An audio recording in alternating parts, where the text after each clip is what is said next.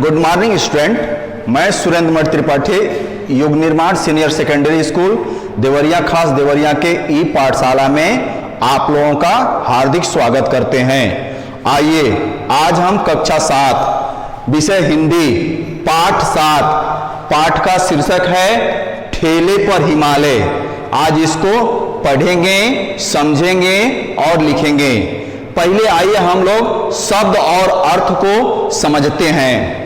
देखिए, दिलचस्प माने होता है मजेदार, शोभा माने होता है सुंदरता, कौंध गए ख्याल आ गया, सुडौल सुंदर बनावट, किन्नर देवताओं की एक जाति, यक्ष देवताओं की एक योनि, निरावृत बिना ढका हुआ, उज्जवल स्वच्छ या साफ। ये हमारा शब्द और अर्थ था।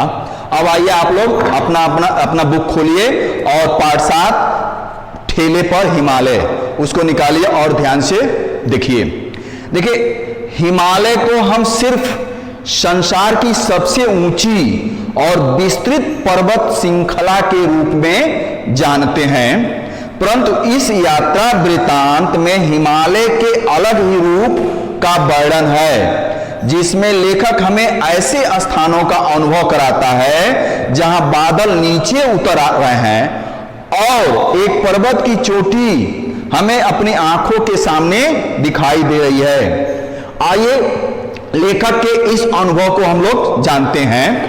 देखिए, ठेले पर हिमालय खास दिलचस्प शीर्षक है ना, और यकीन कीजिए इसे बिल्कुल ढूंढना नहीं पड़ा, बैठे बिठाए मिल गया। अभी कल की ही बात है, मैं एक पान की दुकान पर अपने अल्मोड़ा वासी मित्र के साथ खड़ा था, लेखक कह रहा है, तभी ठेले पर बर्फ की सिल्ली लादे हुए बर्फ वाला आया। ठंडी चिकनी चमकती हुई बर्फ से भाप उड़ रही थी। वे क्षण भर बर्फ को देखते रहे, उठती हुई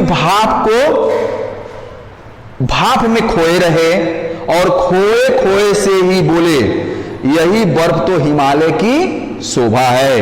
और तत्काल शीर्षक उसके मन में कौंध गया, यानी उसने शीर्षक बना लिया कि इसका ठेले पर हिमालय। सच तो यह है कि सिर्फ बर्फ को बहुत निकट से देख पाने के लिए हम लोग कौसानी गए हुए थे। नैनीताल से रानीखेत और रानीखेत से महाकाली के भयानक मोड़ों को पार करते हुए कोसी से एक सड़क अल्मोड़ा जाती है और दूसरी कौसानी जाती है। कितना कष्टप्रद, कितना सूखा और कितना कुरूप रास्ता है। पानी का कहीं कोई नामो निशान नहीं, सूखे भरे पहाड़, हरियाली का नाम नहीं, ढालों को काटकर बनाया गया सड़क, टेढ़े मेढ़े रास्ते थे। कोसी पहुंचे तो सभी के चेहरे पीले पड़ गए थे, यानी मुरझा गए थे। कोसी से बस चली तो रास्ते का सारा दृश्य बदल गया। सुडौल पत्थरों पर कलकल करती हुई कोसी किनारे के छोटे छोटे सुंदर गांव और हरे मखमली खेत। कितनी सुंदर है सोमेश्वर की घाटी। हरी भरी एक के बाद एक बस स्टैंड पड़ते थे। छोटे छोटे पहाड़ी डाकखाने, चाय की दुकानें, कभी कभी कोसी या उसमें गिरने वाली नदी नाले पर बने हुए पुल। कहीं कहीं सड़क निर्जन चीड़ जंगलों से गुजरती थी। सोमेश्वर की घाटी के उत्तर में जो ऊंची पर्वतमाला है, उस पर बिल्कुल शिखर पर कौसानी बसा हुआ है। कौसानी से दूसरी ओर फिर ढाल शुरू हो जाती है। कौसानी के अड्डे पर जाकर हमारी बस रुकी। छोटा सा बिल्कुल उजड़ा सा गांव और बर्फ का तो कहीं नामो निशान नहीं। ऐसा लगा जैसे हम ठगे गए हैं। बस से उतरते समय बहुत मैं खिन्न हो गया था। बस से उतरा ही था कि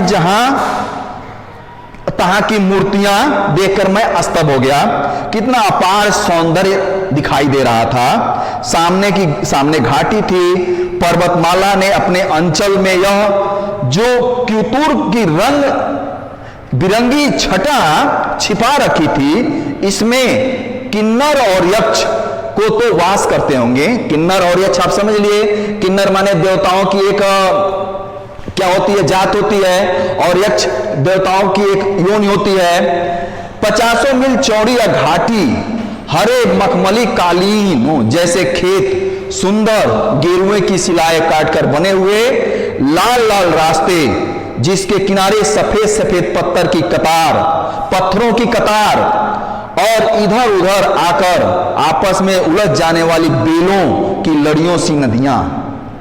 मन में बेथाखा यही आया कि इस बेलों की लड़ियों को उठाकर कलाई में क्या करूं, लपेट लूं, आंखों से लगा लूं। अकस्मात हम एक दूसरे ही लोक में चले गए। इतना सुकुमार, इतना सुंदर, इतना सजा हुआ और इतना निष्कलंक की लगा इस धरती पर, तो जूते उतार करके पांव पोंछ करके आगे बढ़ना चाहिए। धीरे धीरे मेरी निगाह ने इस घाटी को पार किया, जहां हरे भरे खेत, नदियां, वन क्षितिज धुंधलेपन में नीले काले कोहरे में घुल जाते हैं। वहां पर कुछ पर्वतों का आभास अनुभव हुआ। उसके बाद बादल थे, फिर कुछ नहीं था। कुछ देर बाद बादलों से निगाह भटकती है, अकस्मात फिर एक हल्का सा विस्मय सा धक्का मन को लगता है। इस धीरे धीरे खिसकते हुए बादलों में कौन सी चीज जो आकर के अटक जाती है, यह छोटा सा बादल के टुकड़े सा, और कैसा अजब रंग है इनका, न सफेद है, न रुपहला है, न हल्का नीला है, पर तीनों का आभास देता हुआ है। यह क्या है, बर्फ तो नहीं है? हाँ जी, बर्फ नहीं है तो क्या है? और बिजली सा यह विचार मेरे मन में कौधा कि इसी घाटी के पार वह नागाधिराज पर्वत सम्राट हिमालय हैं। इन बादलों ने उन्हें ढका हुआ है। वैसे तो सामने है उसका एक छोटा सा स्वभाव वाला शिखर बादलों की खिड़की से झांक रहा है। मैं हर्षित से चीख उठा, वह देखो। शुक्ल जी, सेन और अन्य सभी ने देखा, पर अचानक वह फिर से लुप्त हो गया, यानी छिप गया।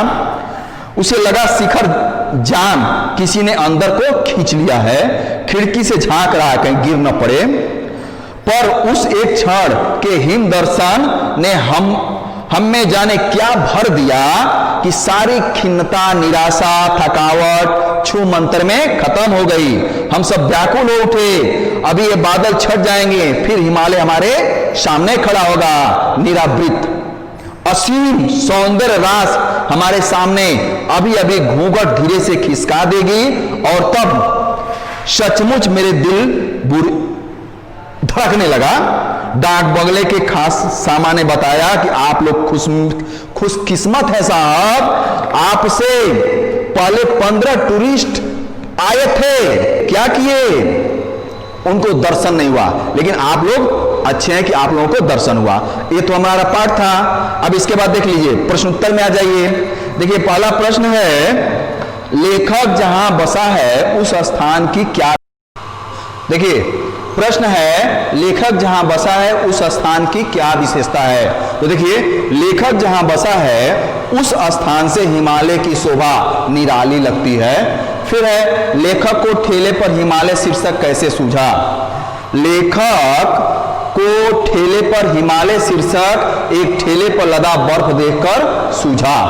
फिर प्रश्न है, लेखक को ऐसा क्यों लगा कि वह किसी दूसरे लोक में चले गए हैं?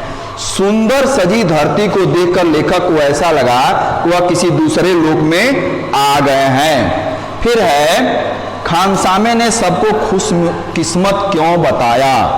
खानसामे ने सबको खुशकिस्मत इसलिए बताया कि पहले 15 टूरिस्ट आए थे, हफ्ते भर पड़े रहे, बर्फ नहीं दिखी, आपको दिख गई। ये प्रश्न उत्तर था, आप लोग लिख लीजिएगा। कोई समस्या होगा फिर मुझे कमेंट करके बताइएगा। धन्यवाद।